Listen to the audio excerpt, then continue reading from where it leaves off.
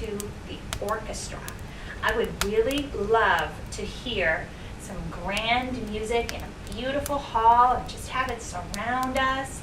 Doesn't that sound fun to you? Oh, hello boys and girls. How are you today? Thanks for popping into our magic lamp.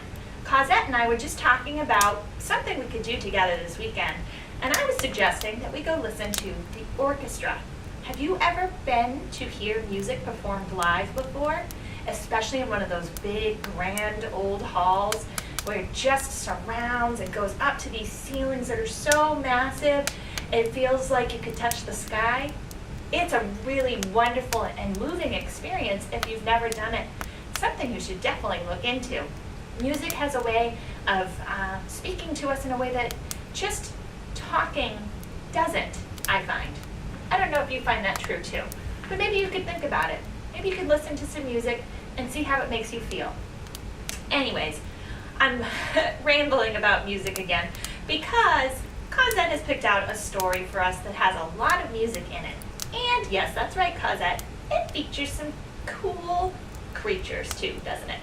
I think there's some cats in there. Yes, I do. Anyways, are you ready to go and read another story with Cosette and I now? All right, we know what to do, don't we? I hope you know what to do. We're going to rub our hands together and say the magic words. Here we go. I wish to go on an enchanted journey, and away we go!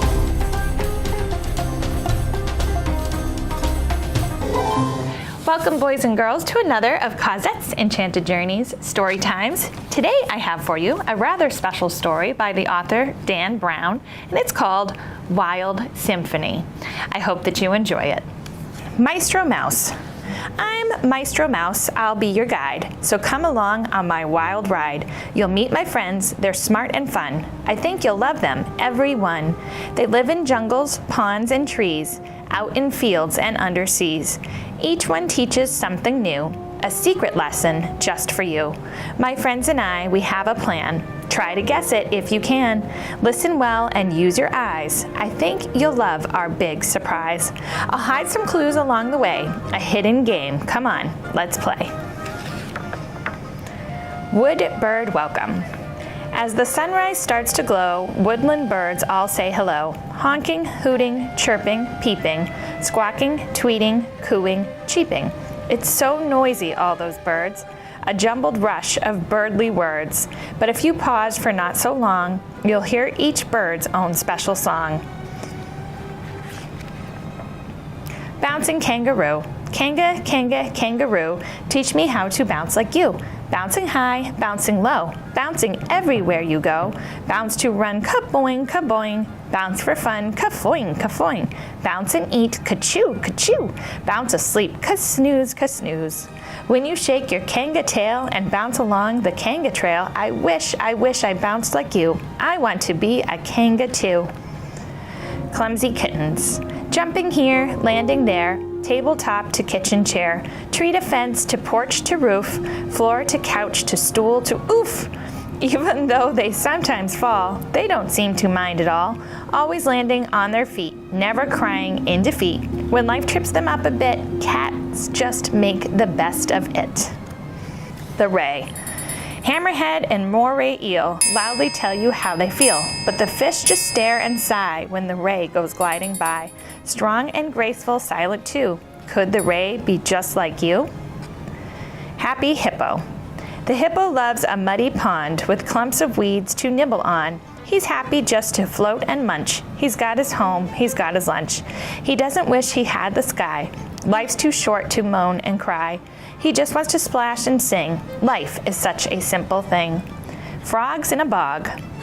Croakers, peepers, happy frogs sing together in the bogs. Big ones, small ones, fat ones too. Green and brown and even blue. No one's right and no one's wrong. Everyone just sings along. Anxious ostrich. When she's stressed or feeling hurt, she sticks her head down in the dirt. Here she finds a peaceful space and doesn't feel so out of place. But soon her hiding trick must end, to eat her lunch or see a friend. And once she spent some time away, she feels recharged to face the day. The armadillo's shell. An armadillo is really smart. He's got a shell. he's got a heart. He's got his shell when days are bad, to keep out things that make him sad.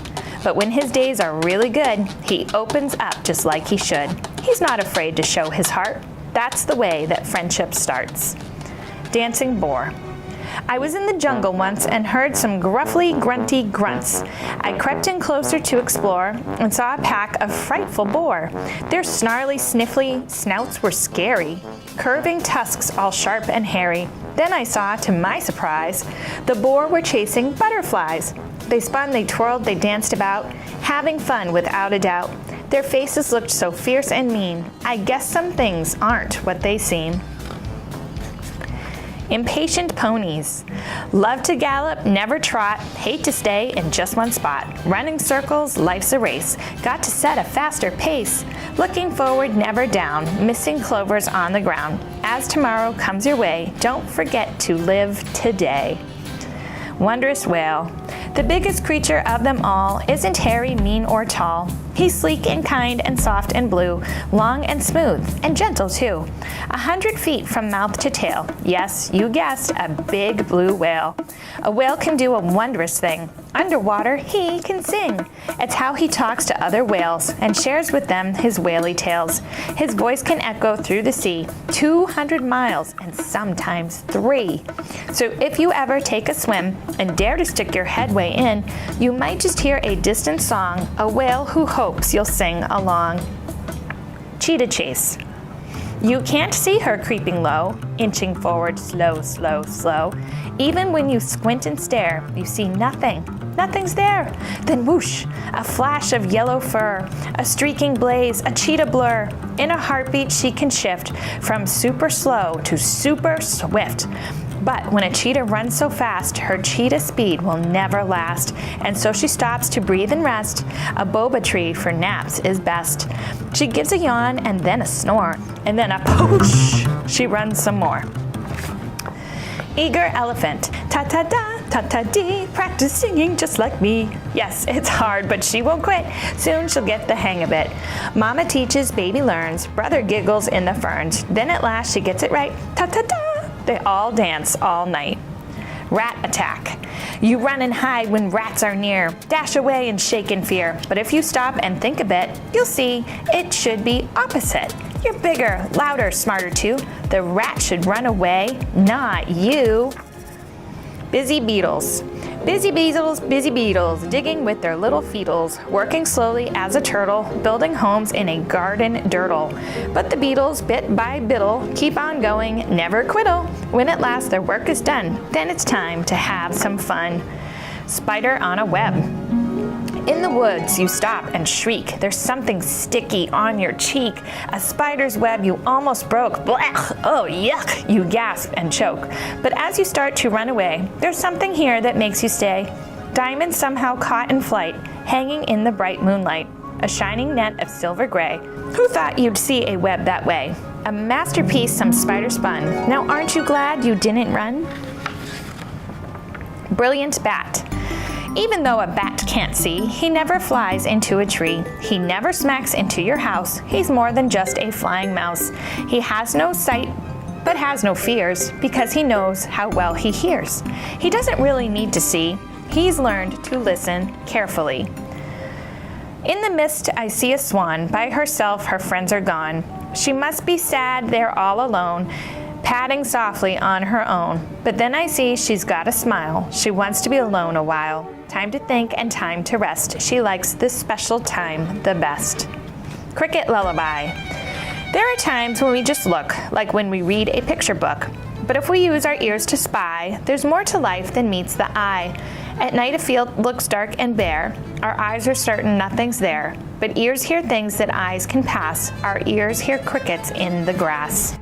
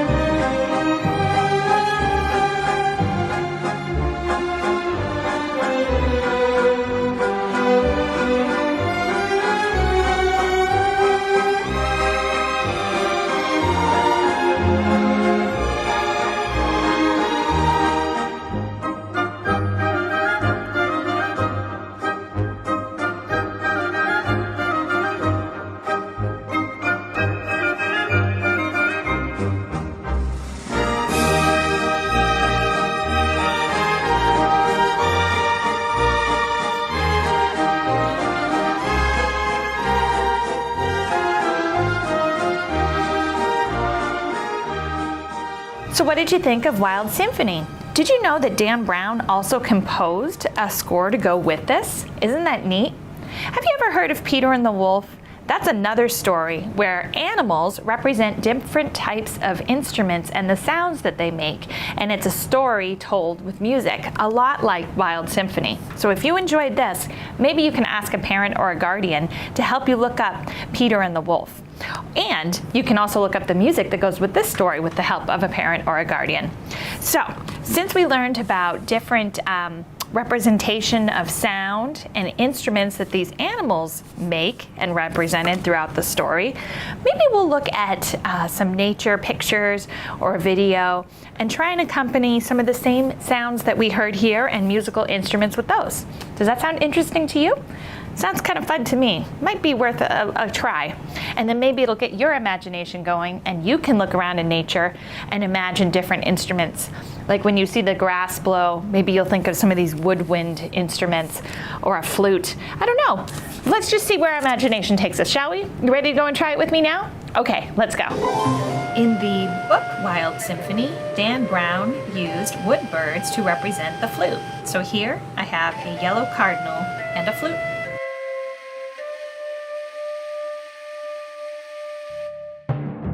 As you can see by the bounce of this kangaroo, he beats in time with the timpani, which is this instrument, the set of drums that you see here.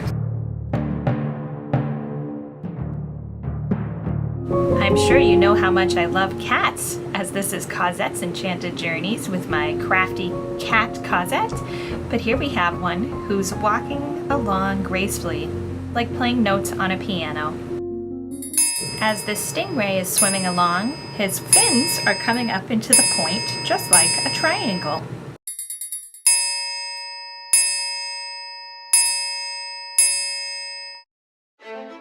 And here we have a hippopotamus. And what sound do they maybe kind of represent? How about a cello, like this?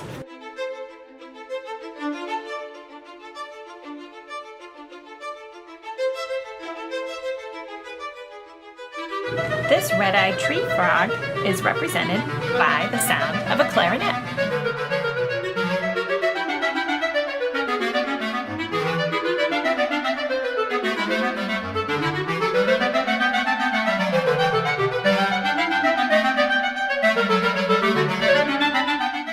This ostrich is strutting around to the deep sound of a bassoon.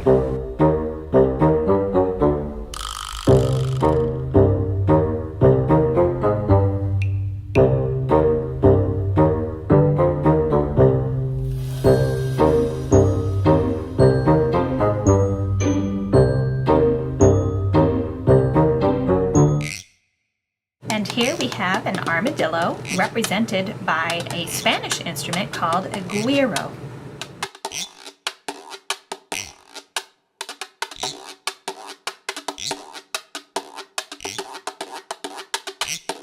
And here some wild boars are represented by the sound of tuba.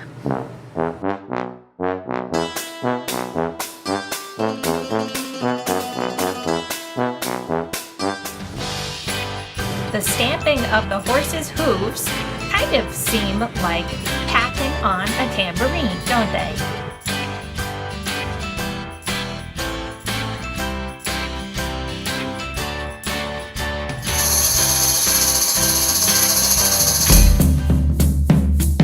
When you see this giant humpback whale splash against the water, does that remind you of a cymbal crashing? It does for me.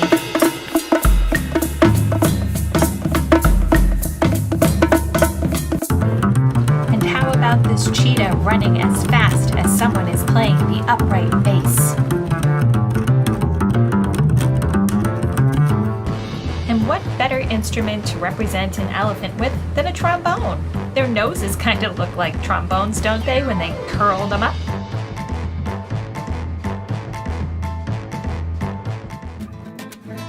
And how about these maraca rats? Ooh, I don't usually like rats, but these ones are kind of cute.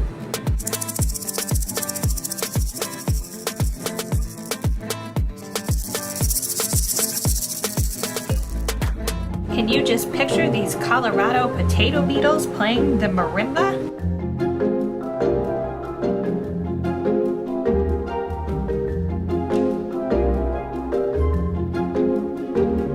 The way that this garden spider is working on its web sort of looks like it's plucking the long cords of a harp, doesn't it?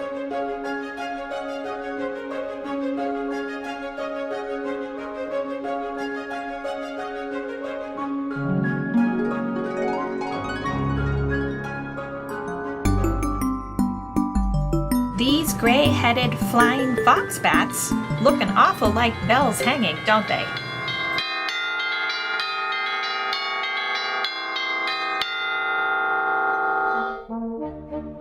The shape of these gracefully swimming swans looks a lot like this French horn.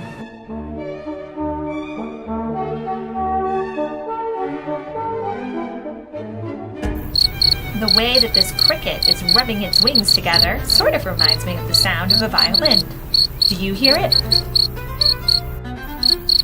I hope that you enjoyed all of these wonderful animals with me and the beautiful instruments. But it's time to say goodbye. Ready to head back to the magic lamp? All right, let's go. Welcome back to the magic lamp, boys and girls. Did you enjoy Wild Symphony today?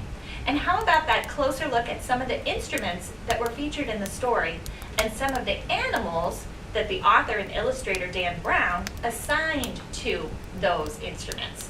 I hope you enjoyed kind of discovering that and picturing the animals making those beautiful noises from those instruments as much as I did. It was a lot of fun for me to kind of dive into more, and it got me thinking, about my dog and my cat, and if they were instruments, what kind of instruments would they be? Or how about me? Or you? If you were an instrument, what kind of instrument would you be? It's a fun thing to think about, isn't it, Cosette? That's something I'm going to think about. If you feel like sharing with me, you know how to reach me. You can send me an email or write to me at the end of the show. But we're out of time for today. So if I don't hear from you, I hope you'll pop back into this lamp and visit Cosette and I again really soon. Until you do, we both say take great care of yourselves, and we'll see you again later. Bye-bye.